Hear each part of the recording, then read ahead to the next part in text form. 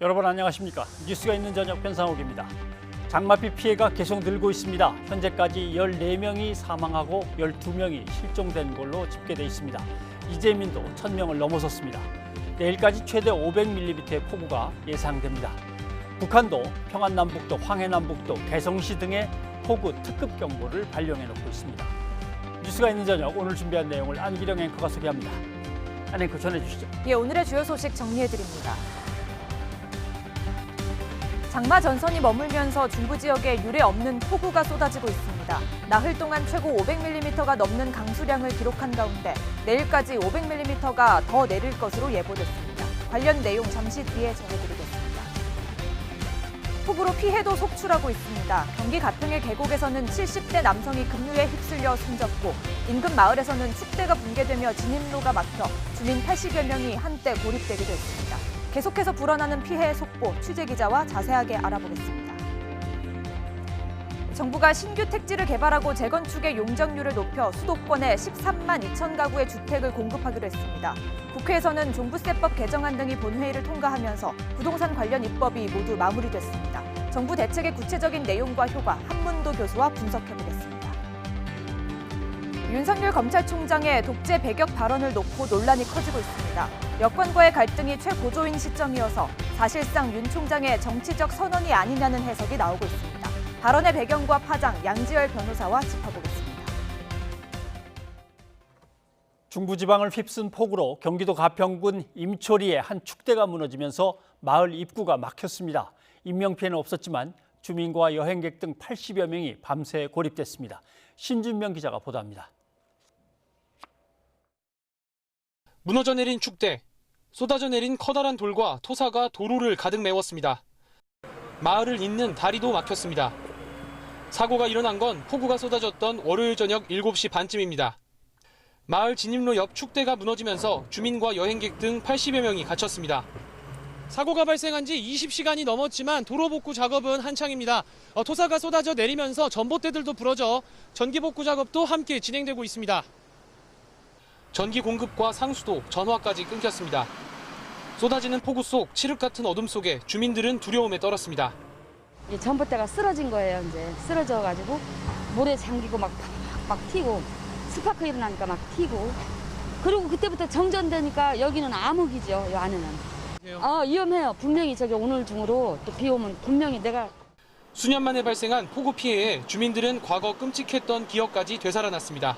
전에 전기가 없으니 물을 밥도 먹을 수가 없고 뭐 난리지 뭐. 한 6년 전에 10년 가까이 돼가요. 그때 이제 이게 막 저기가 넘어가가지고 동네가 물이 한강이 되고 지하에 물이 들어가고 막 집안에 물이 들어오고 이랬어요. 지난 1일부터 경기 가평 지역 누적 강우량은 최대 317mm를 기록한 상황. 강한 빗줄기가 그쳤다 내렸다를 반복하는 만큼 또 다른 피해가 발생할까 주민들은 여전히 불안에 떨고 있습니다. YTN 신준명입니다. 네, 막혔던 마을 입구는 꼬박 하루 만에 복구됐습니다. 하지만 주민들은 폭우 속에서 전기와 물도 없이 밤을 지새야 했습니다. 아기 엄마는 분유를 타지 못해 발을 굴렀고 더위와 습기를 이기지 못한 주민들은 차에서 복구를 기다렸습니다. 박기환 기자입니다. 무너진 토사에 전봇대가 잇따라 쓰러지면서 마을의 전기가 모두 끊겼습니다. 늦은 밤 복구 작업은 시작도 할 수 없었고 주민들은 그대로 하룻밤을 버텨내야만 했습니다. 생후 14개월 아기의 어머니는 아기에게 먹일 분유조차 탈 수 없어 발을 동동 굴렀습니다. 저희는 전기로 다 하는데 전기가 아예 들어오지 않아가지고 아무것도 할 수 있는 게 없어요, 지금. 애기 분유 물도 끓일 수가 없고 정수기도 물이 안 나오고 이래가지고요. 집중호우와 더위 속에 아이들을 달래가며 눈을 붙이기조차 어려웠습니다. 뭐 에어컨도 못 켜고 선풍기도 없고 덥고 하니까 잠도 못 자고 불이 안 들어오니까 더 큰애는 무서워서 뭐 그러고. 빵과 라면으로 끼니를 해결한 주민들은 더위와 습기를 피해 아예 차에서 복구되기만을 기다렸습니다. 예, 음식 다 버리고 뭐 이틀째 지금 뭐 전기로 할 수 있는 건 뭐 아무것도 할 수가 없습니다. 일체 지금 그래서 차 안에서요 에어컨 틀고 있어요. 배터리 충전은 또 차에서 또 이렇게 하고 있고요. 고립된 건 주민들만이 아니었습니다. 피서철을 맞아 가평 펜션을 찾았던 휴양객들도 폭우에 더 큰 피해가 빚어지지는 않을까 불안한 밤을 보냈습니다. 새벽에 나와가지고 원래 가려고 했었는데 딱 길이 막힌 거예요. 그래서 뭐 계속 집에만 있었죠. 1시간, 2시간 꼴로 깨고, 왜냐면 소리가 나면 바로 막 산사태 때문에 무서우니까 바로 나갈 준비를 하고 그러고 좀 잠을 잤습니다. 갑작스러운 사고로 고립됐던 80여 명은 각자 다른 방법으로 꼬박 하루를 버텨냈고 마을 입구가 복구되기 시작하면서 겨우 한숨을 돌릴 수 있었습니다. YTN 박기환입니다. 비가 그치는가 싶으면 다시 내리길 반복하면서 마을 곳곳이 폐허로 변한 곳들도 있습니다. 경기 이천시 산양 1리인데요. 저수지에 물이 덮치면서 마을 곳곳이 부서졌지만 복구마저 여의치 않습니다. 그런가 하면 용인에서는 선친 묘가 유실됐다는 피해 신고가 들어오기도 했습니다. 예, 처참하게 변해버린 피해 현장, 김우준, 나혜인 기자가 둘러봤습니다. 네, 제가 나와 있는 이곳은 산양 저수지 물 6만 톤이 휩쓸고 간 산양 1리입니다. 이곳은 마을이라고 부르기 어려울 정도로 그야말로 황폐하게 변해버렸습니다. 마을 전체가 포탄을 맞은 것처럼 완전히 쑥대밭으로 변해버린 건데요. 마을 곳곳은 이렇게 보시는 것처럼 잔해물들이 그대로 방치되어 있습니다. 날카로운 플라스틱도 보이고 그 옆에는 유리도 보이는 상황입니다. 건물도 상황 곳이 없습니다. 제 뒤로 보이는 건물은 주말까지만 하더라도 경로당이자 마을 회관으로 썼던 건물입니다. 하지만 보시는 것처럼 이렇게 철제물은 엿가락처럼 휘어져 있고 그 옆에 있는 부속물도 살짝만 건드려도 이렇게 흔들리고 있는 상황입니다. 이 바람을 지켜줬던 이 유리도 지금 보시는 것처럼 완전히 깨져버려 있는 상황입니다. 안으로 들어오면 상황은 더욱더 심각합니다. 안에서 어르신들이 생활했던 공간인데 보시는 것처럼 장화를 신지 않으면 들어올 수 없을 정도로 진흙이 가득한 상황입니다. 마치 뻘밭을 연상시키기도 하는데요. 보시는 것처럼 각종 가재 도구들이 그대로 널브러져 있습니다. 쓰레기도 치우지 않은 채 그대로 방치되어 있고 전기 밥솥도 진흙을 뒤집어 쓰인 채 이대로 묻혀 있는 상황입니다. 이미 저수지의 물이 들이닥친 지 이틀이나 지났지만 이렇게 복구 작업에 손을 쓸 수 없는 상황입니다. 문제는 또 있습니다. 이 건물 밖에 그대로 적체되어 있는 잔해물들입니다. 이 잔해물들을 보게 되면 단단한 철제물도 있고 이렇게 목재에는 날카로운 못도 박혀 있는 상황입니다. 문제가 뭐냐면 강한 비가 쏟아졌을 때 이 잔해물들이 같이 휩쓸리면서 또 다른 피해가 우려된다는 겁니다. 따라서 복구 작업을 시급하게 할 수밖에 없는데 말처럼 쉬운 상황은 아닙니다. 연이틀 계속해서 이곳은 호우가 내리고 있고 오늘도 또 역시 호우가 예보되어 있는 상황입니다. 시간당 50mm의 강한 호우가 예보되면서 이곳 산양 1리 주민들은 다시 한번 바짝 긴장하고 있습니다. 지금까지 경기도 이천시 산양 1리에서 YTN 김우준입니다. 제가 나와 있는 이곳은 경기도 용인의 한 포장재 제조 공장입니다. 지난 일요일 낮에 이곳 뒤 야산에서 산사태가 났습니다. 공장 앞에서 공장 직원들이 사흘째 복구 작업을 하고 있는데 중간중간 계속 비가 내리는 바람에 여전히 치우지 못한 토사가 가득합니다. 공장 안으로 한번 들어가 보겠습니다.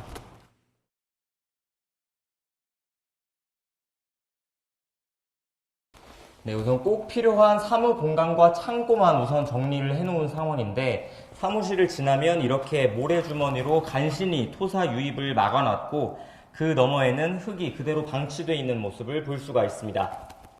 토사가 내려오기 시작하니까 사람이 어떻게 할 수가 없겠더라고요. 막을 수 있다는 생각을 좀 버려야 되겠더라고요. 비가 그쳐야 이게 치울 수가 있는데 문제가 좀 심각해요, 지금.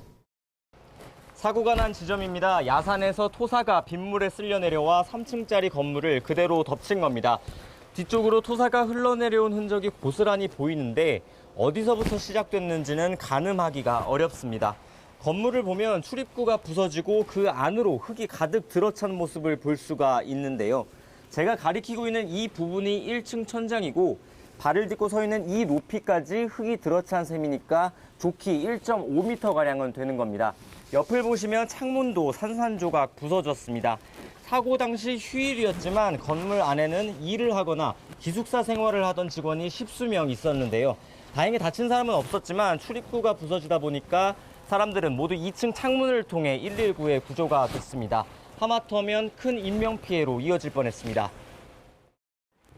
조금 더 위쪽으로 올라와 봤습니다. 가운데 부분이 이번 산사태로 움푹 꺼지긴 했지만 원래 이곳은 양지 바른 묘자리였습니다. 봉분 6개가 있었는데 이번 사태로 일부 무덤이 무너져 내린 겁니다. 선친을 이곳에 모셨다는 70대 노인이 사고 소식을 듣고 한달음에 달려왔지만 유해가 어디에 묻혀 있는지 떠내려가진 않았는지 알 수 없는 상황입니다. 산사태 났다고 와보시라고. 와보니까 1년은 마창한 거고 조 아래만 이렇게 됐더라고. 몽골인데 반이 잘려서 조금만 남은 거예요 지금. 대민 지원을 나온 군이 협력해 복구 작업을 이어가고 있지만 계속되는 국지성 호우에 언제 끝날지는 기약이 없습니다. 사흘 동안 이곳 용인 지역에 내린 비만 300mm가 넘습니다. 지금까지 용인 산사태 현장에서 YTN 나힌입니다. 네, 이어서 강원 지역도 살펴보겠습니다. 강원 지역 비 피해도 심각했습니다. 특히 닷새간 600mm가 넘는 비가 내린 최북단의 철원 지역 피해가 컸죠. 그렇습니다. 그래서 철원 평야는 뻘밭으로 변했고요. 등교했던 학생들은 길이 끊기기 전에 집으로 돌아갔습니다. 지환 기자입니다. 강원도 최대 곡창지대인 철원 평야. 하루아침에 뻘밭으로 변했습니다. 논 한가운데 흙탕물이 폭포처럼 내려옵니다. 쌓인 흙을 계속 퍼내지만 끝이 보이지 않습니다. 중장비가 동원돼 논둑을 무너뜨리자 도로로 빗물이 뿜어져 내려옵니다. 민통선 북쪽 파프리카 최대 생산 단지도 비 피해를 피해가지 못했습니다. 비닐하우스 안으로 끝도 없이 밀려오는 빗물. 도로와 뚝이 있던 곳에는 급류가 생겼습니다. 코로나19에 일꾼 구하기도 힘들었는데 젊은 농민은 하늘이 무심할 뿐입니다.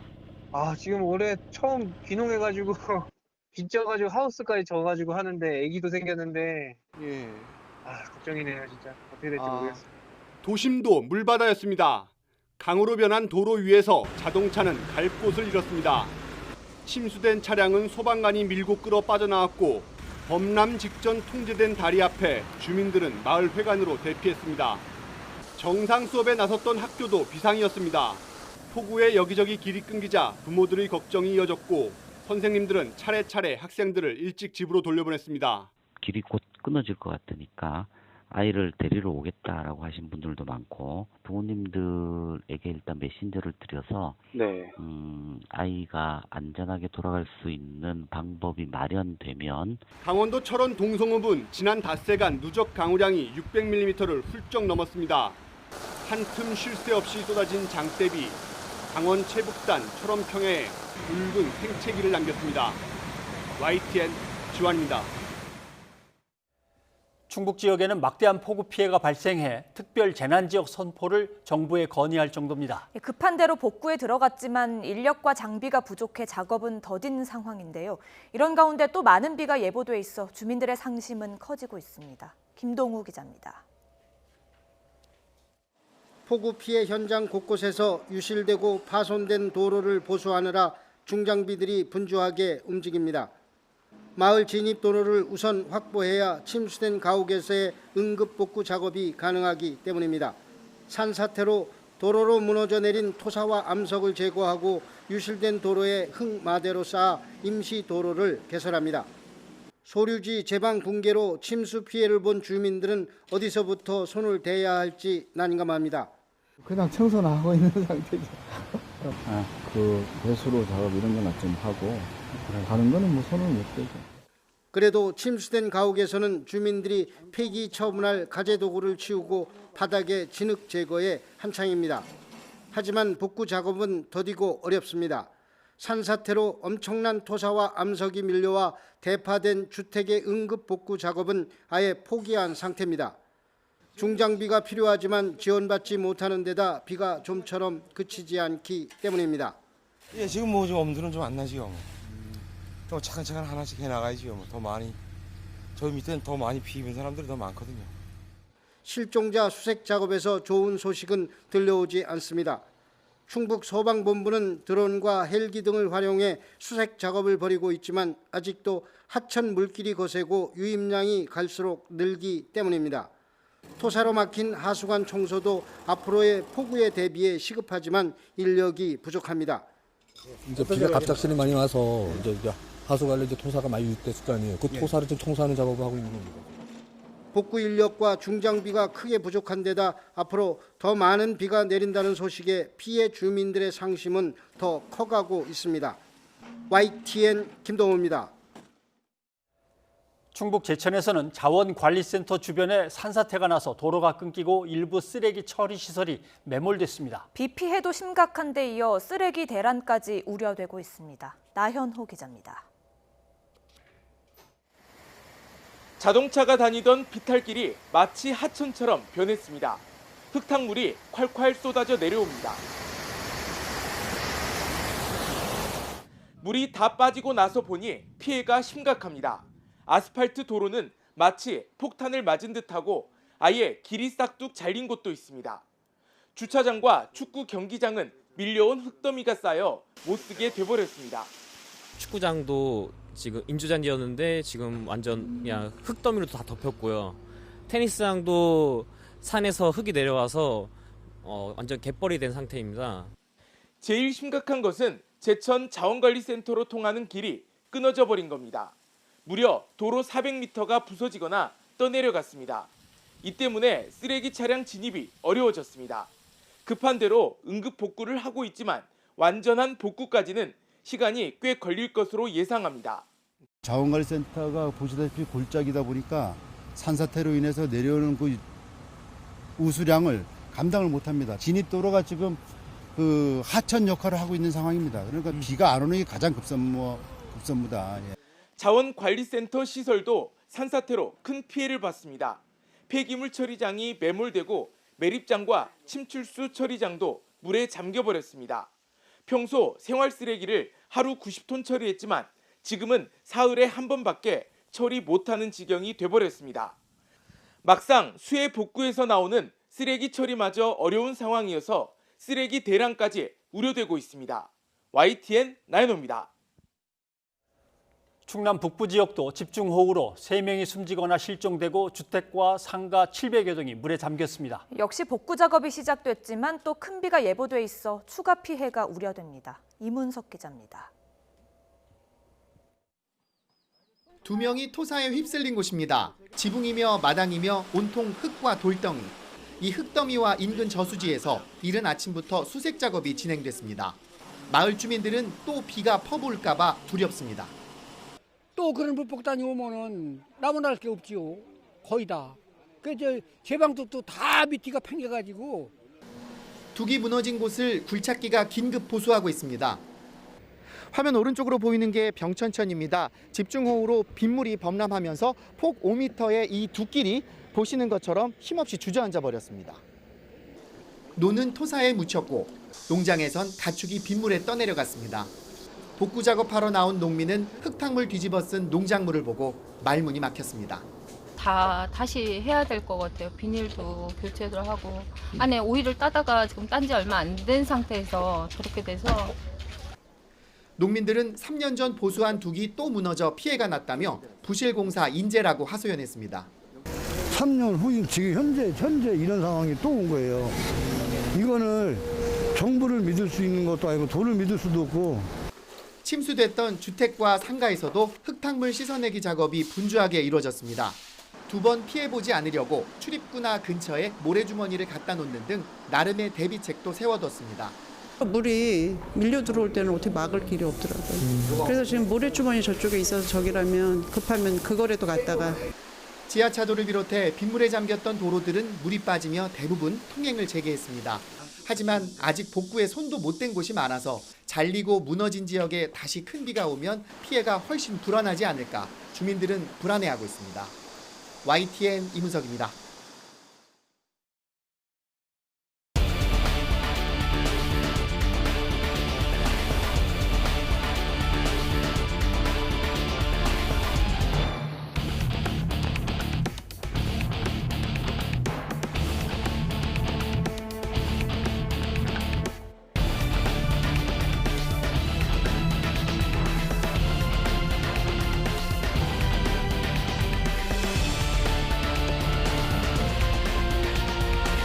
지나치다 싶을 정도의 예방점검과 선제적인 사전 조치를 주문합니다.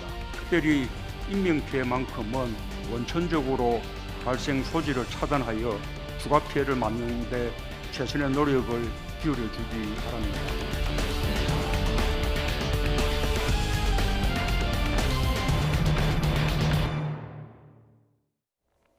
지난 주말부터 쏟아진 집중호우로 피해가 점점 커지고 있습니다. 특히 모레까지 많은 비가 예보돼 있어 걱정이 큰 상황인데요. 네. 취재 기자와 이야기 나눠보겠습니다. 이현아 기자. 네. 지금까지 집계된 피해 상황부터 좀 설명을 해주시죠. 네, 앞서 리포트에서도 보셨지만요. 중앙재난안전대책본부 오후 4시 30분 발표 기준으로 보면은 지난 1일 이후 집중호우로 14명이 숨지고 12명이 실종, 7명의 부상자가 발생을 했습니다. 이재민도 계속 늘고 있는데요. 현재 1000여 명으로 집계가 됩니다. 지역별로 보면은 충북이 500여 명으로 가장 많고요. 경기가 400명 가까이 됩니다. 또 강원도가 70명, 또 서울이 9명 등으로 집계가 됩니다. 또 이재민 가운데 여전히 800여 명이 아직 친척집과 경로당, 마을회관 등 임시 대피시설에 머물고 있습니다. 예상치 못한 호우와 집안 붕괴 등으로 일시 대피한 인원도 2천여 명에 이르는데요. 재산 피해도 계속 이어지고 있습니다. 시설물 피해는 3천여 건, 침수나 토사 유출 등으로 인한 주택 피해는 800여 건으로 집계가 되고요. 농경지 피해 면적도 상당히 커서 7,192헥타르의 잠정 집계가 되고 있습니다. 또 시설물 응급복구 등을 위해서 공무원과 소방, 경찰관 인력 3만여 명이 투입이 됐는데요. 현재 국지성 호우가 계속 이어지면서 쉽지 않은 상황입니다. 예, 이번에 특히 충청 지역의 피해가 컸는데요. 그 특별 재난 지역 선포도 검토되고 있죠. 네, 그렇습니다. 이번 집중호우 피해 중부지방 충북 쪽이 유독 컸습니다. 관련 제보도 시청자분들께서 계속 주시고 계신데요. 이어서 좀 설명해 드리도록 하겠습니다. 어제 촬영한 충북 청주시 오창읍의 한 마을 모습입니다. 집중호우로요. 도로와 논밭이 모두 물에 잠겼고 이 마을 주민들은 이제 많은 비가 올 때마다 매번 반복되는 상황이다라고 분통을 터뜨렸는데요. 직접 들어보시겠습니다. 물이 역류를 하니 이거를 하수 문 닫는 걸로 해주십시오. 제가 몇 번 부탁을 드렸어요. 근데 이걸 안 해주는 거예요. 이번에도 물이 역류해서 동네 물이 찬 겁니다. 네, 이후에 지자체장이 뒤늦게 방문을 했고 해결해주겠다는 약속을 받았다고 합니다. 다음은 이제 충북 음성군의 상황인데요. 급류에 휩쓸려 희생자가 발생하기도 한 곳입니다. 현재는 이 폭우가 쏟아지고 있어서 주민들이 더 힘들어하고 있는데요. 지금 집으로 가는 길 마당 모두 흙탕물로 엉망이 됐고 주차된 차들도 사실 손을 쓸 수 없을 정도의 상황이 돼버렸습니다. 이 모습은 어제 촬영된 현장 모습인데요. 현재는 오전부터 한창 복구 작업을 진행 중이다라고 제보자께서 말씀해 주셨습니다. 설명 직접 들어보시겠습니다. 걱정되는 거는 다시 범람했을 때 2차적인 피해가 문제고요. 그리고 지금 힘든 거는 지금 복구 작업이 인력이 되게 많이 딸려요. 오늘도 지금 군인들 4명이 와서 도와주고 갔는데 진짜 10분의 1도 지금 작업이 안 됐어요. 네, 상황이 이렇다 보니까요. 이시종 충북도지사가 충북 북부 권역 피해가 특히 크기 때문에 특별 재난지역 선포를 정부에 건의를 했고요. 정세균 국무총리 역시 재난지역 검토를 지시한 상황입니다. 네, 이번에 피해 양상들을 보니까 산사태 피해가 컸습니다. 그렇습니다. 일단 사망자 14명 가운데 공식적으로 집계된 10분 정도가 사실상 산사태로 희생을 당한 것으로 보이는데요. 일단 먼저 경기 평택에서 흙더미가 반도체 장비 부품 공장 임시 건물을 덮치면서 3명이 숨졌습니다. 경기 안성에서도 비슷한 상황으로 1명이 또 숨졌고요. 충북 충주에서도 역시 비슷한 상황으로 1명이 목숨을 잃기도 했습니다. 또 경기 가평 펜션에서도 흙더미가 덮쳐서 어머니와 딸, 손자 3대가 숨진 사건이 발생해서 큰 충격을 주고 있습니다. 현장에서는요, 안전점검 강화가 필요하다는 목소리까지 나오고 있는데 전문가들 이야기 직접 들어보시겠습니다. 물을 머금고 있으면 집안의 상태가 바뀌는 토양이 있고 돌처럼 바뀌지 않는 토양이 있습니다. 그래서 비가 오면은 바뀌는 토양의 성질 때문에 문제가 된다면 그거에 대한 적절한 조치를 취해야 되는데 그러한 조치를 취하지 않은 토양에서는 안전사고가 항상 내포되고 있는 겁니다. 네, 이처럼 당장 복구와 안전진단이 시급한 상황이지만 비가 더 올 것이라는 예보가 나오면서 피해 주민들의 걱정도 더욱 커지고 있습니다. 이현아 기자 수고했습니다. 네, 그리고 어제 이 시간에 서울의 비 피해 상황을 전해드리면서 지난 2011년 올림픽대로 침수 당시의 화면이 잘못 방송됐습니다. 시청자 제보를 확인하는 과정에서 착오가 있었습니다. 시청자 여러분께 사과드립니다. 이어서 날씨 전망 알아보죠. 오늘 밤사이 또다시 강한 비가 쏟아질 것으로 보여 피해가 우려됩니다. 기상센터 연결해서 자세히 알아보겠습니다. 김수현 캐스터. 네, 기상센터입니다. 밤사이 또 비가 예보돼 있는데요. 지금 상황 어떻습니까?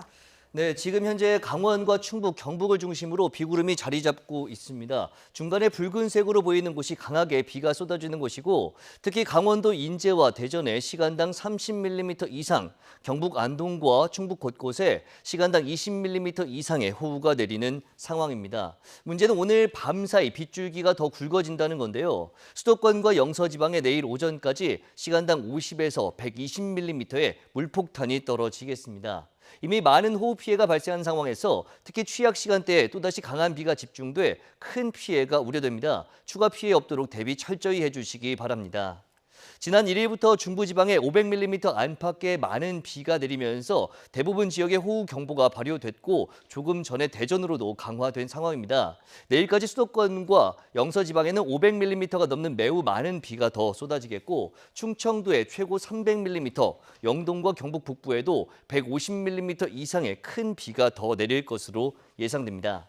이렇게 많은 비가 내리는 이유는 태풍이 밀어올리는 고온다습한 수증기 때문인데요. 중국에 상륙한 4호 태풍 하구핏은 내일 새벽에 중국 상하이 부근 육상에서 소멸하겠고 이후 강한 저기압으로 변한 뒤 우리나라를 통과하겠습니다. 이에 따라 내일 밤부터는 바람도 강하게 불겠습니다. 특히 중부와 호남 지방에는 강풍주의보도 내려질 것으로 보이는 만큼 강풍에 대한 대비도 잘해주시기 바랍니다.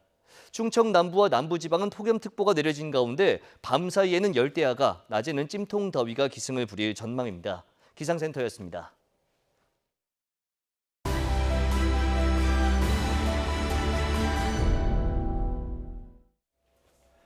정부가 서울, 권역 등 수도권에 13만 2천 가구의 주택을 추가 공급하기로 했습니다. 신규 택지를 개발하고 재건축의 용적률을 높여 공급량을 늘리게 되는데요. 늘어나는 물량의 절반 이상은 생애 최초 주택 구입자와 청년, 신혼부부 등에게 공급됩니다. 먼저 오인석 기자입니다. 정부의 주택 공급 물량은 시장의 예측을 넘어선 수준이었습니다. 서울 등 수도권 지역에 필요한 주택을 실수요자 중심으로 집중 공급하는 데 초점이 맞춰졌습니다. 군 부지 등 신규 택지를 최대한 발굴하고 노후 단지를 고밀 재건축하는 등 총 13만 2천 가구의 주택을 공급하는 게 핵심입니다. 우선 태릉 골프장 등 도심 내 군 부지를 활용하고 정부 과천청사와 서초동 서울지방조달청 이전 등 신규 택지 개발로 3만 3천 가구의 주택이 공급됩니다. 3기 신도시의 용적률을 높여 2만 가구가 신규 공급되고 강남구 서울의료원 주택개발 사업 확장과 용산구 용산역 정비창 고밀화를 통해 4천 가구가 추가 공급됩니다. 또 공공참여를 전제로 주택 공급을 늘리는 공공참여형 고밀 재건축이 도입되고 정비 예정구역 등 공공재개발 활성화가 허용됩니다. 재건축, 재개발 등 정비사업의 공공성을 강화하여 7만 호 이상의 주택을 공급하겠습니다.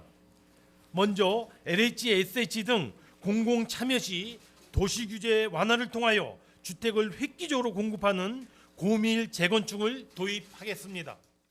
이 밖에 노후 공공임대 재정비, 공실 상가와 오피스의 주거 전환 등으로 5천 가구가 공급됩니다. 3기 신도시 등의 사전 청약 물량도 애초 3만 가구에서 6만 가구로 2배 늘어납니다. 정부는 실수요자 보호를 위해 일반 분양과 무주택자와 청년 등을 위한 공공 분양과 장단기 임대의 균형을 최대한 고려하겠다고 밝혔습니다. 이러한 측면에서 이번에 늘어나는 공급 물량의 절반 이상을 생애 최초 주택 구입자, 청년, 신혼부부 등에게 공급하여 실수요자의 주거 안정을 확실하게 챙겨나가도록 하겠습니다. 정부는 재건축으로 인한 인근 주택가격 상승을 막기 위해 필요한 경우 토지거래 허가구역 지정과 관계부처 합동 실가격 조사 등 시장 불안 요인을 사전에 철저히 관리해 나가기로 했습니다. YTN 오인성입니다. 정부는 태릉 골프장을 포함해 신규 택지로 선정된 20여 곳에 추가로 3만 3천 가구를 공급하기로 했습니다. 해당 지역에서는 기대와 걱정이 엇갈리고 있는데요. 김태민 기자가 취재했습니다. 이번에 발표된 신규 택지 가운데 가장 큰 곳은 태릉 골프장입니다. 83만 제곱미터 크기의 이 땅이 주택단지로 탈바꿈하면 모두 1만 가구가 새로 공급됩니다. 인근 공릉동 일대는 이번 대책이 확정되기 전부터 기대감이 높아진 상황. 아무래도 그동안 이제 많이 묶여 있었잖아요. 여기가 오랫동안 긴 시간 묶여 있었는데 이번에 또 풀린다고 하니까 주민들이 기대도 많이 있고 그때 많이 문의가 있었고 지금은 이제 매물 같은 거 많이 거둬들인 상태예요. 별로 있지도 않고 찾는 분들은 많아요. 이처럼 집값 상승에 기대도 있지만 해당 지역 실거 주민들 가운데는 교통 혼잡 등에 대한 걱정도 나와 전망이 엇갈리고 있습니다. 6억 초중반에서 뭐 7억 뭐 이렇게까지도 많이 지금 그냥 띄워놓고만 있는 상태예요. 투기적인 목적이 있는 분들은 좀 좋아하는 편이고, 이 지역에 이제 살러 들어오고 이제 실거주 목적인 사람들은 조금 안 좋은 편이고, 그러니까 반반. 특히 더딘 개발 속도에 불만이 크던 일부 지역의 반응은 더욱 싸늘합니다. 최초 계획으론 초고층 상업시설이 들어오기로 했던 이곳 서울 상암동의 37,000제곱미터 크기의 부지도 이번 신규 택지에 포함됐습니다. 서울 랜드마크 부지였던 미매각 부지에 또다시 주택이 들어선다는 소식에 주민들은 격앙된 반응을 보였습니다. 학교, 대중교통 등 충분한 인프라가 갖춰지지 않은 상황에서 주민 불편만 가중될 거란 불만입니다. 주민들한테 전화가 와서 일단은 이 말도 안 된다, 집단 행동을 해야 되겠다, 뭐 이런 얘기가 너무 많아요. 주민들도 그렇고 부동산업계도 그렇고 이렇게 어떤 주택 정책을 세울 때 이렇게 일방적으로 한다는 게 말이 되는 건지 저는. 이처럼 충분한 논의가 이루어지지 않았다는 주민 반발이 터져나오면서 신규 택지 개발도 당분간 진통이 불가피할 전망입니다. YTN 김태민입니다. 수도권 주택 공급 대책의 핵심은 공공참여형 고밀 재건축 사업을 활성화하고 층수 제한도 50층으로 완화한다는 내용입니다. 그런데 이게 상당 부분을 환수하는 조건이어서 조합이 얼마나 참여할지가 관건인데요. 또 서울시까지 정부의 계획과 입장 차이를 드러내 대책 추진이 쉽지만은 않을 것으로 보입니다. 백종규 기자입니다. 서울 대표 재건축 단지인 음마아파트는 10년 넘게 사업 진행이 더뎠습니다. 초고층 재건축 사업을 추진했지만 서울시의 반대를 넘지 못했습니다. 하지만 정부가 8.4 주택 공급 대책에서 조건부로 규제를 완화하기로 하면서 기대감을 갖는 주민들도 있습니다. 대부분 찾아올 거예요. 왜 그러냐면은 그동안 거의 10몇 년 동안 계속해서 재건축이 이루어지지 않았기 때문에. 정부는 주민 동의가 3분의 2 이상이 되면 LH나 SH 등 공공기관이 참여해 재건축 사업을 진행하고 용적률을 300에서 500% 수준까지 완화하는 내용의 공공고밀 재건축을 도입하기로 했습니다. 압구정 현대아파트나 잠실주공 5단지의 경우에도 공공고밀 재건축을 추진할 수 있습니다. 정부 계획대로라면 공공참여형 고밀 재건축의 경우 층수 제한도 기존 35층에서 50층으로 완화하기로 했는데 서울 주택 층수 제한이 풀리면서 한강변 고밀 재건축이 가능하게 됐습니다. 대신 기존 가구 수보다 주택이 늘면 정부는 증가한 용적률의 50에서 70%는 기부 체납으로 환수해 무주택 가구나 신혼부부 공공분양의 50%를 나머지 50%는 장기 공공임대로 활용할 예정입니다. 정부는 이 방식으로 5만 가구 이상의 주택을 공급할 계획인데 주민들 사이에서는 재건축을 통해 수익을 낼 수 있는지를 두고 의견이 분분합니다. 재건축을 했을 경우에 초과 이익을 얼마나 단순해 갈지 그게 문제죠. 근데 선뜻 대답이 안 나올 것 같아요. 조합 참여가 관건인데 정부는 재건축 단지의 20% 정도가 참여할 것이라고 내다봤지만 이는 목표일 뿐 계획이 구체화되지 않았습니다. 또 개발 이익에 대해서 최대 90%까지 환수하겠다고 했기 때문에 조합원들이 과연 이걸 응하겠는지가 가장 숙제로 남을 수 있습니다. 또 서울시가 공공재건축과 층수 완화와 관련한 세부 사항에 대해 정부 발표와 상당한 이견을 내놓으면서 사업 시작도 전에 파열음이 나온다는 평가도 있습니다. YTN 백종규입니다. 정부가 수도권에 주택 13만 호 이상을 추가 공급하기로 했습니다. 수도권 집값 안정에 얼마나 효과가 있을지 연세대 정경대학원의 한문도 겸임 교수와 함께 자세한 내용을 좀 알아보도록 하겠습니다. 한 교수님 어서 오십시오. 네, 안녕하세요. 그동안 한 10몇 년치를 이렇게 보면 대개 1년에 한 7만 아니면 뭐 8만 평균 잡으면 그 정도 내는 것 같습니다. 이번에는 13만 이렇게 나오니까 예상보다 상당히 좀 많이 나왔습니다. 예, 일단 느낌으로 일단 신호는 준 것 같습니다. 예. 그리고 이제 총 어떤 127만 호라는 어떤 시장에 충분한 양이 2021년부터 28년까지 7년 동안에 걸쳐서 7년에. 충분히 공급하겠다는 어떤 내용을 던졌고요. 예. 그 요번에 이제 13.2만 호를 추가해서 저번에 이제 5월에 발표한 신규 택지 7만 호에다가 예. 사전 분양 6만 호 더하면 총 이제 26.2만 호 이렇게 발표를 한 거죠. 그래서 예. 느낌으로 일단 신호는 시장에 충분히 주었는데 지금 앵커님께서 아까 말씀 주신 어떤 뭐 재건축 고밀도 그 예. 부분에 대해서 약간의 유보가 될 것이냐, 사업이 잘 될 것이냐라는 어떤 뭐 여러 가지 논란들이 조금 나타나고 있습니다. 예. 보니까 태릉 골프장 얘기가 나와서 아 거긴 예. 들어가겠구나 싶었고 또 어디가 들어갈까 살펴보다 보니까 뭐 여기저기에 정부기관의 각종 연수원도 이렇게 많은지 수십 곳도 있고 해서 아 저런 데인가 했더니 그게 아니고 찾아내니까 상당히 나옵니다. 네, 좀 맞습니다. 눈에 띌 만한 곳은 어디십니까?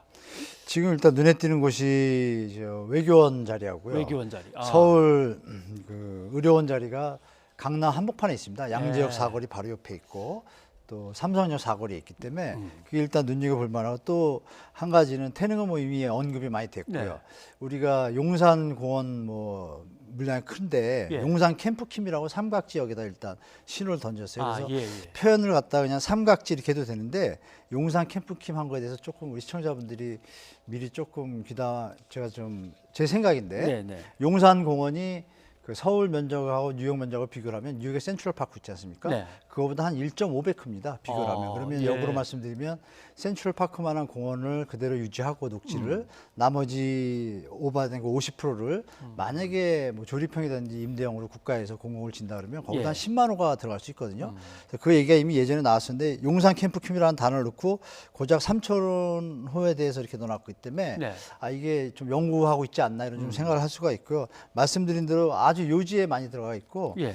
그 미매각 부지가 상당히 좋은 요지들이 많이 있습니다. 뭐 제가 말씀 안 드려도 보도에 많이 나왔는데 뭐 상암 DMC 지구, 마곡 지구, 또 문정 지구 아주 좋은 장소들이 그 물량은 조금씩 있지만 이걸 예. 짜 모아가지고 상당히 많은 양을 최대한 만들었습니다. 근데 다만 아쉬운 건 그 정비사업 공공성 강화가 이 13.2만 호 중에 7만 호거든요. 예. 이 부분이 이제 완전히 완벽하게 공급되는 것이 아니라 말씀드린 대로 이제 조합원이나 예. 이런 뭐 재건축하고 정부의 어떤 조건 이런 것들이 좀 유보되고 좀 협의하는 과정이 좀 필요하다는 게 약간 퀘스천 좀 하나 있습니다. 정부도 걱정이 있는 것 같습니다. 예를 들면 네네. 재건축 조합들이 좀 대거 함께 하자고 참여하면 좋은데 거기서 생기는 이익을 갖다 상당히 또 환수해서 도로 가져가겠다고 하니까 재건축 조합 입장에서는 그렇게 선뜻 응할 것 같지 않아서 일부에서는 걱정이 많습니다.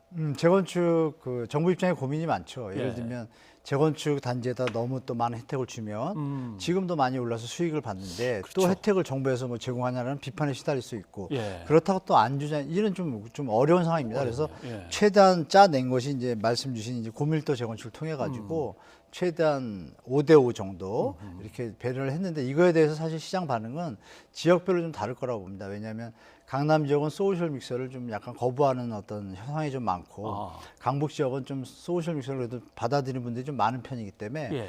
그리고 강북 지역은 뉴타운 해제 지역이 많이 있지 않습니까? 네. 그 지역들은 이제 추진 동력이 없는 해제 지역들은 정부에서 이렇게 고밀도를 던져주고 만약에 지원을 강력하게 한다면 좀 받아들일 가능성이 높은 반면에 예. 강남 지역은 이제 자체적으로 가격이 많이 올라서 수익성이 담보돼 있기 때문에 이 부분에 대해서 약간은 좀 조합원들의 의견이 갈릴 수가 있습니다. 그래서 정부가 발표한 내용이 그대로 진행되기에는 좀 시간도 필요하고 노력도 필요합니다. 예. 그리고 뭐 LH라든가 예, 예. 공공기관이 참여한다면 이제 그 부분에 대해서는 뭐 용적률이든지 층고 제한이든지 이제 완화를 갖다가 대폭하겠다 뭐 이렇게 대폭하죠. 나온 것 같습니다. 네네. 이 효과는 있겠죠 분명히. 아 그럼요. 일단 예를 들면 500가구가 있고 예. 용적률이 250%, 이종 일반 주거 지금 한 250이 상한선인데요. 그걸 지금 정부가 던진 안이 이제 500%를 올려준다는 겁니다. 예. 500% 올리면 이제 똑같은 층으로 지면 너무 답답하니까 고밀도를 올려야겠죠. 지금 네. 나오는 50층을 허락해주고 그렇게 했을 때 가구 수가 500가구에서 250에서 500%니까 2배가 되잖아요. 네. 가구 수가 500가구가 늘어납니다. 그러면 500가구가 이제 물량이 되지 않습니까? 네. 공급 물량이 되는데 그 중에 이제 이익에 대해서 5대5 정도 배분으로 정부에서는 125가구는 뭐 임대, 125는 분양, 250은 조합이 가져가라 이런 형태를 취했는데 조합원들이 이제 이것을 받아들일지는 이제 조합원들이 좀 다 생각이 있으시니까 좀 논의를 거쳐봐야겠죠. 뭐 앞에 공공이 붙긴 했습니다만 이제 고밀도니까 네네. 대개 이제 지역 분들은 그걸 제일 걱정하는 것 같습니다. 뭐 인프라도 잘 돼 대충 있고. 뭐 갖춰놓은 건 아닐 때도 있을 거 아닙니까? 왜냐하면 네, 교통이 네. 갑자기 밀릴 수도 있고 그렇게 들어서면 맞습니다. 네, 맞습니다. 학교가 과밀학급이 될 수도 있고. 맞습니다. 그리고 대개 주민들은 여기에 공원도 좀 넉넉하게 들어오고 그다음에 그렇죠. 뭐 IT 첨단 산업단지도 들어와서 집값이 좀 뛰었으면 하는 바람이 있으실 텐데 맞습니다. 네. 다 주택단지로 들어온다 그러니까 그러니까 뭐 이제 그렇게 반갑지 않은 것 고밀도 개발의 어떤 장점도 있지만요. 예. 대한민국이 조금 인구가 서울에 집중되다 보니까 이런 현상이 빚어졌는데 전통적으로 뭐 세계적인 어떤 용적률의 기본적인 형태가 예. 200% 이하가 제일 쾌적하거든요. 지금 벌써 나오는 얘기가 이제 고밀도고 교통이나 이런 부분 말씀 주신 앵커님께서 말씀 그런 부분들도 사실 고려 대상이 돼야 되잖아요. 예. 교통도 그렇고 그래서 그런 것들이 지금 이제 공급 부족과 뭐 주택 가격 폭등으로 인해 가지고 예. 여러 가지 겹치면서 정부가 이제 고육주택과 뭐 여러 가지 최선의 대책을 내놓은 것인데 제가 볼 때는 일단 던진 의도는 정책성이나 일관성을 인정해주고 예. 논의될 내용들은 좀 차근차근히 뭐 전문가나 또 여러 가지 여야 다 합을 하셔가지고 또 조합원들도 생각하시고 공청회 같은 거 많이 하면 좀 좋을 것 같습니다. 예. 서울시하고의 갈등은 어떤 부분입니까? 서울시의 입장을 저는 개인적으로 뭐 이해하는 것이요. 예. 아까도 말씀드렸지만 지금 고밀도 개발을 하다 보면 여러 가지 다른 문제가 발생합니다. 그리고 다른 지역과 형평성 문제도 있지 않습니까? 예. 지금 이제 정부에서 말하는 것은 7만 호예요. 7만. 7만 원에 국한해서 고밀도 개발하면 나머지는 어떡하나요? 형평성 없잖아요. 그럼 다른 단지에서 만약에 저쪽 다른 지역에서 여기는 왜 500%를 줘가지고 조합원들이 원래 재산 250%에 500%에 250%면 50%의 이익이 생겨요. 원래 재산에. 예. 그 이득을 왜 거기만 주고 우리는 안 주냐고 할 때 서울시에서 답변할 게 없지 않습니까? 예. 그런 부분에서도 조금 논의할 대상이 좀 필요하고 조금 급하게 내지 않았나 하는 부분이 이 부분입니다. 그래서 저는 좀 충분히 해서 다시 한번 조정해서 다시 발표하는 것도 좀 좋을 것 같습니다. 네, 알겠습니다. 전반적인 이제 주택과 관련된 정책들이 막 쏟아져 나오는데 예. 한 가지 계속 걱정하는 문제는 이러다가 전세가 다 들어가고 월세로 다 바꾸고 하면은 네. 갑자기 전세 수요가 없어지면 사람들은 어떡하나 이 걱정이 많은데 지금 나온 대책들이 과연 그렇게 몰아갈 것 같습니까? 이것과 상관없이 지금 전세 시장에 대해서는 뭐 시장에 많은 정보들이 있는데 예. 제가 개인적으로 정확한 팩트를 조사한 결과로는요. 지금 뭐 전세 시장과 월세 시장 비율이 저희가 1995년부터 5년 단위로 계산을 보면 예. 95년도에 75대 25였습니다. 전세가 75. 지금 2020년 기준으로 지금 역전됐습니다. 65대 35 정도로 전국을 볼 때입니다. 근데 서울은 좀 예외입니다. 이게 이제 중요한 팩트인데요. 예. 서울은 2015년도에 65, 66% 수준이었는데 예. 현재 시점을 말씀드립니다. 지금 73%입니다. 전세가요. 네. 그러니까 생각하시는 것보다 전세가 뭐 없어지고 그런 것이 전국으로 볼 때 맞는데 예. 서울만 5년, 10년을 볼 때는 전혀 다릅니다. 그래서 50% 밑으로 내려온 줄 알았더니 아니군요. 전혀 아닙니다. 이것은 뭐냐면 우리 시청자분도 아시겠지만 전세자금 대출의 금리가 싸다 보니까 그 우리 무주택 서민들이 주택 자금을 받아서 전세를 들어가고 예. 갭 투자한 분들은 이제 그걸 레버리지를 삼아서 전세를 놓게 되잖아요. 예. 그 물량이 급속히 늘어난 거죠. 그래서 지금 뭐 혹자에서 뭐 이렇게 전세가 월세가 가속화돼서 없어요. 이거는 사실 서울시에는 전혀 다른 내용입니다. 팩트가. 그래서 서울시는 지금 갭 투자를 하셨기 때문에 그 보증금에 대해서 예. 상환할 수 있는 능력이 은행에서 대환을 한다 그래도 그렇죠. 예. 비용의 어떤 감가가 아니라 비용의 이자 환원율을 계산하면 별 차이가 없습니다. 그래서 실익이 없죠. 그렇다 보면 이제 이 전세는 당분간 지금 임대차 보호법이 통과됐기 때문에 일단 2년은 기본 유예 기간이 있고 4년까지는 전혀 뭐 그런 일은 없을 것 같고 도리어 이제 전세가 더 늘어날 수도 있는 상황도 발생합니다. 그래서 일단 추세는 하여간 시간이 장기적으로 가면 월세화가 되는 것은 맞긴 맞지만 역사적으로도 지금 서울에는 전혀 해당되지 않는 상황이라고 분명히 말씀드리고요. 예. 앞으로 10년 동안 해도 한 50% 수준은 유지할 것 같습니다. 전세가. 네. 임대차 3법의 공급 확대 방안까지 이제 다 나왔습니다. 웬만한 카드는 다 나왔는데 이렇게 되면 정말 꼭 필요한 지역이 수도권인데 수도권의 집값 안정에 어느 정도 효과가 있을지 그리고 효과가 발휘되려면 얼마나 걸릴까요? 일단 이번 임대차 보호법 이 시행으로 인해 가지고 일단 2개월에서 한 6개월 정도는 전세 시장이 조금 혼돈을 하면서 자정 장애를 좀 거쳐야 되고요. 예. 그걸 거치고 나면 다행인 건 이제 서울에 8월 달하고 9월 달에 신규 아파트 주택 물량이 3천에서 10월까지 하면 7천 가구가 입주를 합니다. 뭐 고덕지구, 개포지구 해가지고 많은 물량이 입주를 해요. 그래서 이번 전세 물량은 약간 폭등하고 급감한 지역에는 좀 완충 역할을 충분히 할 거고요. 예. 그 부분이 이제 가세되면은 이제 갭 투자하신 분들이 예. 탈출하셔야 되는데 그 부분이 지금 막혀 있잖아요. 정부에서 막아놔서. 제가 이제 거기서 만약에 정부에서 이번에 이것을 좀 감안하셔가지고 지금 이렇게 막 짰는데 13만 원 나왔잖아요. 저희 대한민국 213만 호가 1가구 2주택자입니다. 예. 그럼 집이 213만 개가 사실 유동성을 갖고 있지 않습니까? 네. 거기서 서울 반하면 100만 채가 지금 서울에 있다는 건데 네. 그것에 대해서 출구 전략을 좀 해준다라면 양도세 한시적하면 그 이미 1월, 6월에 증명됐거든요. 10년 주택 보유자들 한시적 감면하니까 물건이 많이 나와서 1월부터 5월까지 안정적이었거든요. 예. 요번에 그런 제도를 너무 징벌적으로만 될 것이 아니라 출구 전략도 좀 만들어 준다라면 예. 뭐 너무 짧게 단기가 이런 예외를 두고 뭐 3년, 5년, 6년 전부터 하신 분들은 크게 어떤 뭐 투기성보다는 이제 투자성이 더 많지 않습니까? 그래서 네. 그런 부분들 좀 선별해서 출구를 열어주면 그 100만 채 중에 30만 채만 나와도 지금 13만 2천 채 만드느라 그렇죠. 얼마나 고생했어요, 예. 정부가. 그래서 그걸 좀 같이 해서 좀 합리적으로 좀 포용해서 가는 정책이 좀 필요하다고 봅니다. 있는 힘을 다해서 짜내도 13만인데 네, 네, 네, 사실은 갖고 계신 물량들이 100만 채가 있습니다. 예, 무주택자나 처음 집을 장만하는 사람들이나 젊은 사람들한테 예. 풀릴 수만 있다면 그렇죠. 큰 효과겠.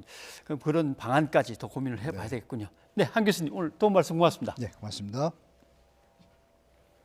7.10 부동산 대책의 후속 법안 처리가 모두 마무리됐습니다. 법안 처리에 반대하며 상임위 집단 퇴장을 반복했던 미래통합당은 본회의 표결에도 참여하지 않았습니다. 송재인 기자입니다.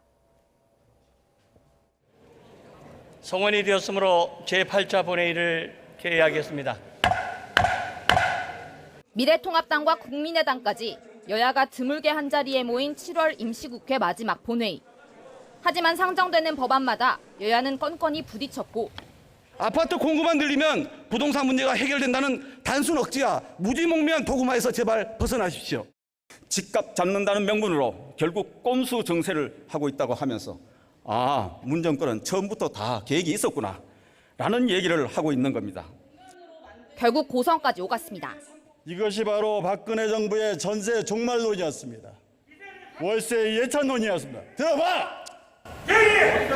결국 미래통합당이 불참한 채 민주당은 압도적 의석수를 바탕으로 부동산 후속 법안 11개를 모두 통과시켰습니다.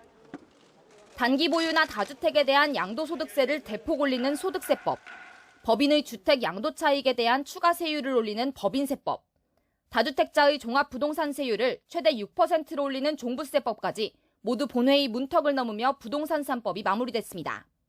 또 전월세 신고제를 도입하는 내용의 부동산거래 신고법 개정안이 통과되며 임대차 3법도 완성됐습니다. 여기에 재건축 부담금 기준을 조정하는 초과이익 환수법, 청년 등이 첫 집을 살 때 취득세 등을 감면해주는 지방세 특례 제한법 개정안도 속전속결로 처리됐습니다. 이로써 70 부동산 대책 후속 법안 처리는 모두 마무리됐습니다. 하지만 법안 처리 과정에서 보인 민주당과 통합당의 모습은 향후 전국이 순탄하지 않을 것이라는 점을 암시하고 있습니다. YTN 송재인입니다. 정부의 규제 정책으로 서울 집값이 계속 떨어진 적이 있었습니다. 대략 2019년 1월에서 3월에 걸쳐 벌어진 일이죠. 보겠습니다. 19주째 하락, 20주째 하락. 그런데 서울 아파트의 15년 정도의 매매 가격 상승폭은 180%, 전세는 210%입니다. 떨어졌다고 해봤자 0.1%, 0.09%. 그런데 그때 주요 언론들의 기사 제목을 한번 이번엔 보겠습니다. 역전산의 깡통전세, 한파의 쓰나미, 전세값이 뚝뚝, 내리막, 깡통전세의 공포. 예. 그런데 떨어진 건 그때 잠깐입니다. 이후 지금까지 서울 아파트 전세값은 58주째 계속 상승하고 있습니다. 집값이 잡히고 전세값이 떨어지면 다행스럽고 반가워할 국민도 참 많은데 왜 꼭 언론은 뚝뚝, 공포, 쓰나미, 지옥 이렇게 기사를 쓰는가? 언론 연구기관 리포트의 목차 일부분을 제가 한번 읽어보겠습니다. 한국언론진흥재단이 내놓은 부동산 보도에 관한 리포트입니다. 제3장 신문방송의 부동산 보도 취재 관행의 실태와 문제점 분석, 거기에 나오는 목차는 투기를 부추기는 언론 분양 기사들, 광고주로부터 자유로울 수가 없다. 건설업자나 건축업자한테 매달려 있다는 뜻이겠죠. 제한된 취재원으로 인한 정보의 일방성, 늘 인터뷰를 하면은 강남의 부동산 업자라든가 금융기관의 부동산 전문가들만 인터뷰를 하게 됩니다. 돈이 최고의 기사가치, 기자의 철학이 필요하다. 이렇게 지적하고 있습니다. 우리 언론의 눈이 민생의 현장을 향해 있지 않고 광고주와 건설 업계를 향해서만 쏠려 있다는 그런 지적이 되겠습니다. 자, 그 눈을 이제 국민의 민생으로 돌려야만 합니다. 눈은 곧 마음입니다. 변상욱의 앵커 리포트였습니다. 불법이 중환자부터 시작했다. 언론사를 상대로 잇따라 법적 조치에 나선 조국 전 법무부 장관이 밝힌 입장인데요. 조 전 장관은 자신과 가족을 둘러싼 의혹 보도에 대해 잇따라 반론 보도와 정정 보도를 청구한 데 이어 채널A와 TV조선 기자는 아예 형사 고소했습니다. 조 전 장관은 SNS에 관련 글을 올린 김상현 국대떡볶이 대표도 고소했는데요. 김 대표가 SNS에 조 전 장관이 중국 공산당으로부터 돈과 도움을 받았다. 문제가 된다면 감옥에 가겠다고 적자 조 전 장관은 확인되지 않은 사실임을 알면서도 법을 조롱했다며 책임을 져야 한다고 비판했습니다. 그런가 하면 광풍처럼 불었던 정의기억연대를 둘러싼 각종 의혹 보도 역시 최근 잇따라 정정 보도 판정을 받으며 줄줄이 삭제되고 있습니다. 조금 다르기는 하지만 한동훈 법무연수원 연구위원도 검언유착 의혹과 관련해 KBS 관계자들을 상대로 5억 원 규모의 손해배상 청구 소송을 제기하고 나섰습니다. KBS가 관련 보도에 대해 하루 만에 사과했지만 소송을 그대로 강행했습니다. 이처럼 기자들을 상대로 한 소송이 잇따르자 국민의 알 권리를 위한 언론의 취재 활동에 재갈을 물리는 과도한 행위라는 반론도 나오고 있는데요. 반면 언론 스스로 무분별한 보도 관행을 돌아봐야 하지 않느냐는 지적 역시 적지 않습니다.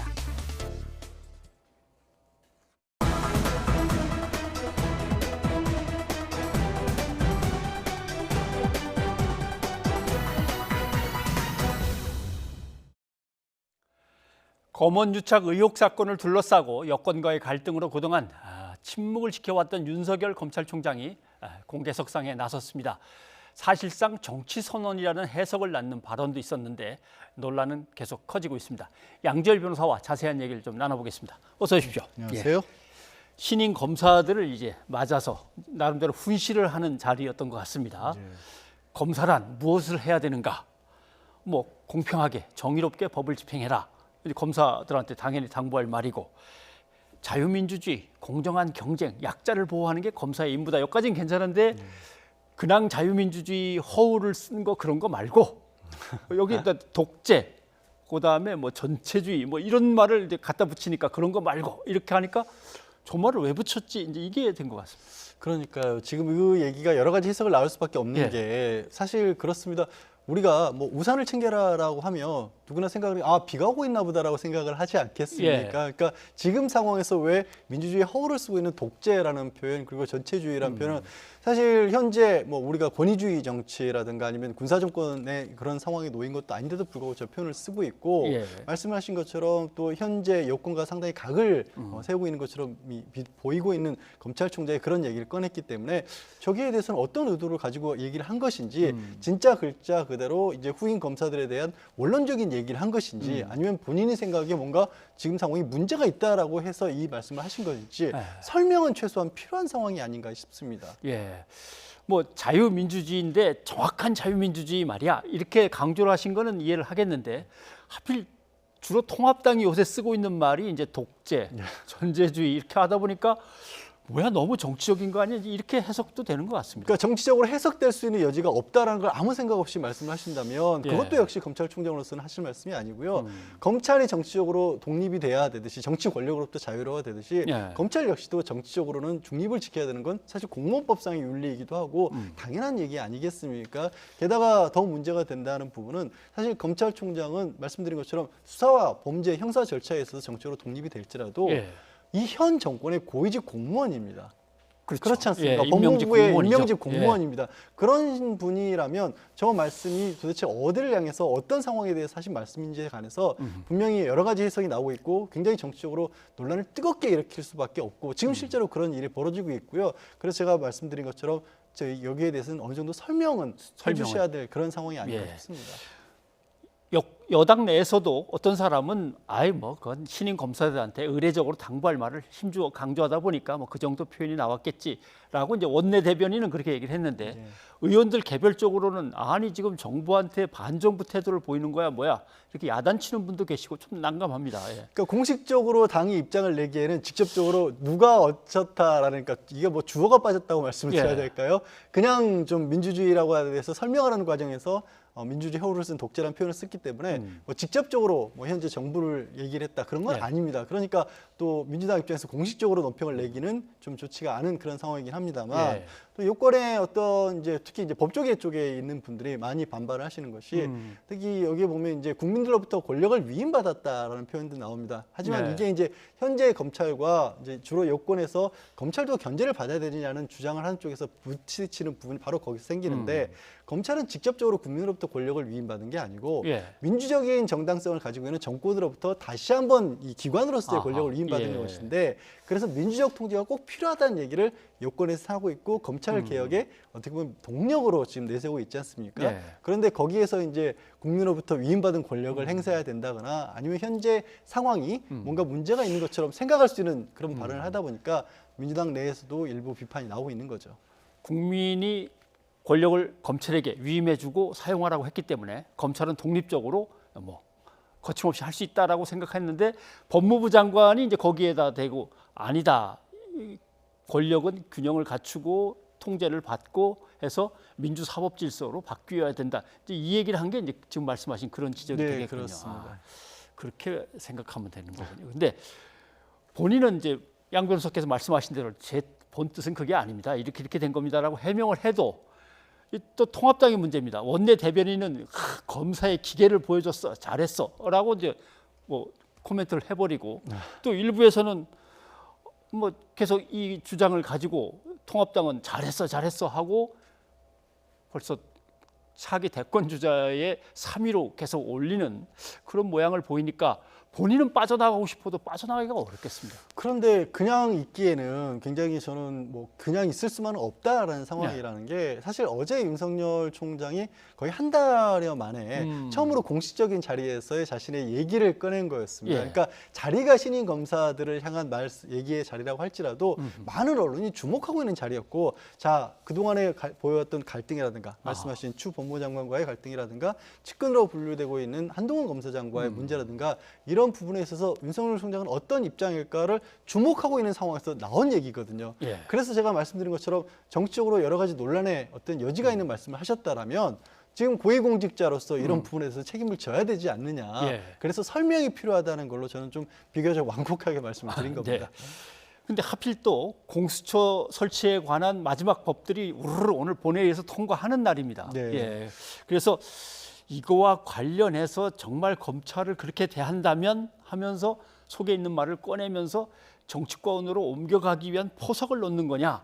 사람들은 그렇게 해석도 하는데 어떻게 보십니까? 근데 이제 검찰의 위치, 역할에 관해서는 그럼 어떻게 적용해야 될까라고 여쭤보신다면 검찰이 어떤 역할을 하고 어느 정도까지 수사권을 가지고 어떤 분야에 대해서 더 관심을 가지고 신경을 써야 되느냐라는 것은 사실 이거는 이 국민으로부터 위임받은 권력의 정권에 의해서 그 역할이 주어지는 것이고 그 법에 의해서 만드는 것이 국회에서 만들어진 법에 의한 겁니다. 그러니까 검찰 역시도 이 국회와 정부에서 만들어낸 법의 테두리 안에서의 독립성을 가지는 것이거든요.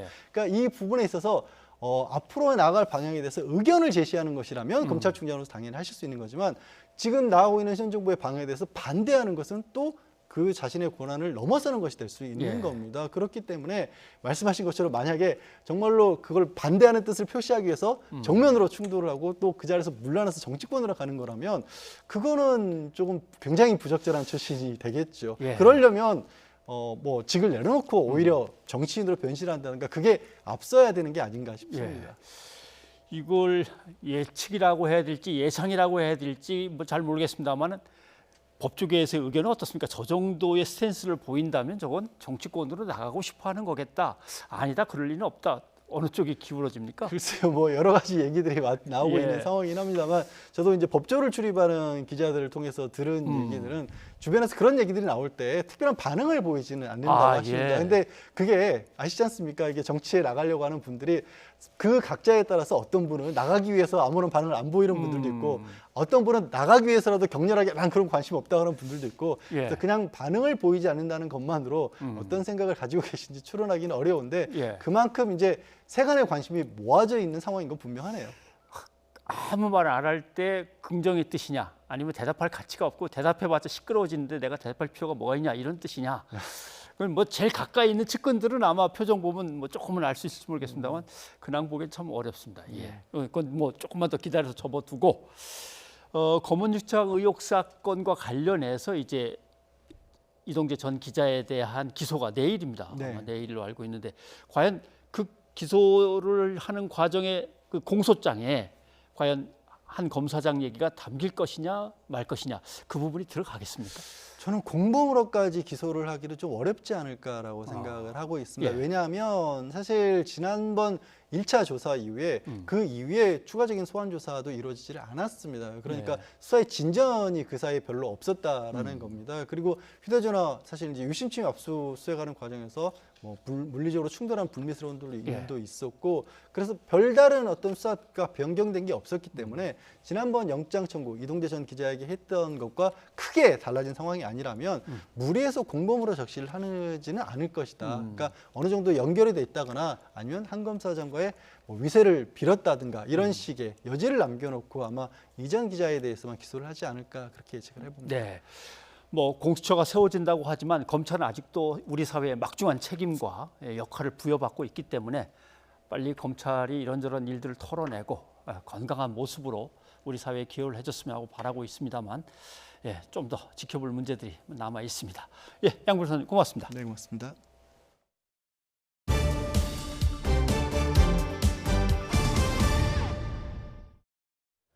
일본의 강제 동원 배상 기업에 자산 압류 명령을 알리는 절차가 끝났습니다.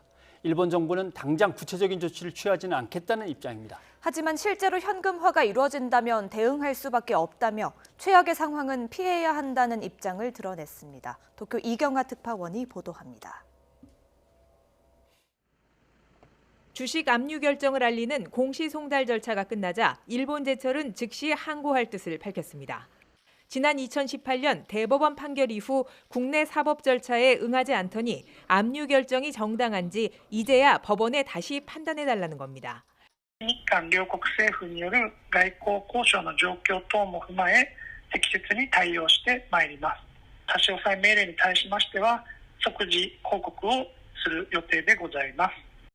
지난해 일본 국회에서 관세 인상과 송금, 비자 정지 등 구체적인 대응 조치까지 열거했던 아소부 총리는 이번에는 말을 아꼈습니다.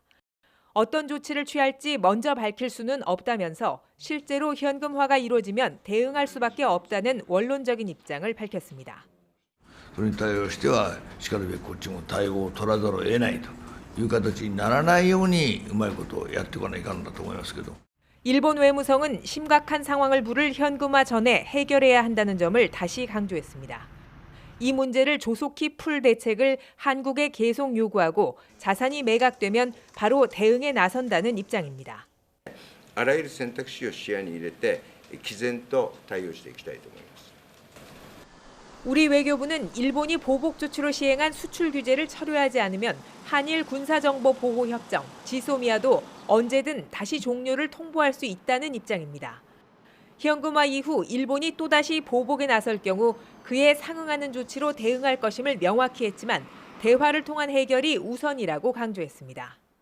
외교 채널을 통한 문제 해결 노력을 계속해 나갈 것인 바 일본 정부의 보다 적극적이고 성의 있는 호응을 기대합니다. 최악의 상황을 피해야 한다는 인식에서 한일 양국의 입장은 다르지 않습니다. 법적 절차가 진행되는 남은 기간 동안 정체된 외교당국 간 대화가 돌파구를 찾을 수 있을지 주목됩니다. 도쿄에서 YTN 이경아입니다. 시청취자 여러분의 의견 소개해드립니다. 어제도 그렇고 오늘도 부동산과 관련해서 많은 분들이 의견 주셨는데 유튜브를 통해서 널 좋아해 님이 전세도 월세로 쉽게 못 바꿉니다. 대출을 받아 집 지은 사람들은 목돈이 없으면 그렇죠. 집 지은 분 또 세를 놓은 분 다 마찬가지겠죠. 곤란하거든요 해주셨습니다. 2071님 주거 불안으로 국가가 혼란스럽습니다. 다주택 보유를 강력하게 막아야 합니다 하셨습니다. 집중호우 비 피해가 커서 걱정인데 2813님 중부지방 장마는 끝이 없는 것 같습니다. 비 피해로 희생되신 분들의 명복을 빕니다 하셨고요. 이어서 9330님 비는 그칠 기미를 보이지 않고 피해는 눈덩이처럼 불어나 안타깝습니다 하셨습니다. 오늘은 알레프의 창문 들려드리고 마치겠습니다. 수도권과 영서 지역에 내일 오전까지 많은 비가 예보돼 있습니다. 비 예보 자주 잘 확인하시고요. 피해 없도록 대비하시기 바랍니다. 네, 저희는 내일 다시 찾아뵙겠습니다. 여러분 고맙습니다.